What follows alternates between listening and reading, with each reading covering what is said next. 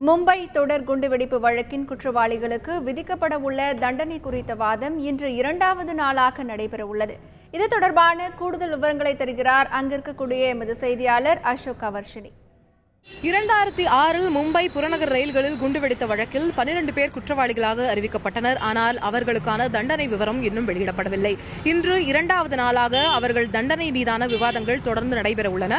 இதற்காக தற்போது சற்று முன் மும்பை மத்திய சிறைச்சாலையிலிருந்து 12 குற்றவாளிகளும் பலத்த போலீஸ் பாதுகாப்புடன் சிறப்பு ஏற்பாடுகளுடன் மும்பை சிறப்பு நீதிமன்றத்துக்கு அழைத்துச் செல்லப்பட்டுள்ளனர்.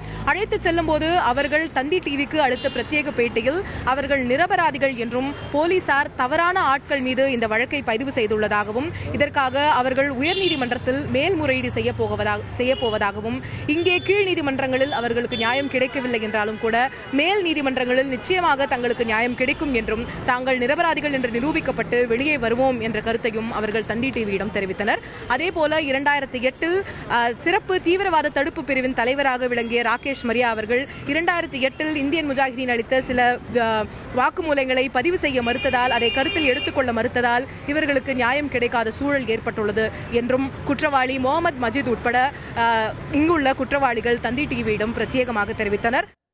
தாங்கள் நிரபராதி என்றும் தங்களை சிலர் திட்டமிட்டு இந்த வழக்கில் சிக்க வைத்துள்ளதாகவும் மும்பை குண்டுவெடிப்பு குற்றவாளிகள் தெரிவித்துள்ளனர். தந்தி டிவிக்கு அவர்கள் அளித்த பேட்டியை தற்போது பார்க்கலாம். निर्दोष हूँ सर, मैं निर्दोष हूँ। एटीएस ने मुझे जबरदस्ती फंसाया इस केस में। मेरा इस केस से कोई लेना देना नहीं है और इस तरह विक्टिम को भी इंसाफ नहीं मिला। बोलिए आपका नाम? Mohammad Majid. I am innocent. Original जो कल्प्रिट है उनको इन लोग ने पकड़ा नहीं है और जिस तरह 189 विक्टिम है उस तरह हम लोग भी विक्टिम है। राकेश मारिया का 2008 का स्टेटमेंट कि ओरिजिनल कल्प्रिट नहीं है। हमारे साथ इंसाफ नहीं हुआ। हम हाई कोर्ट को मुंह करेंगे, इंशाल्लाह हम रिहा होंगे। एटीएस ने जानबूझ के हमको फंसाया।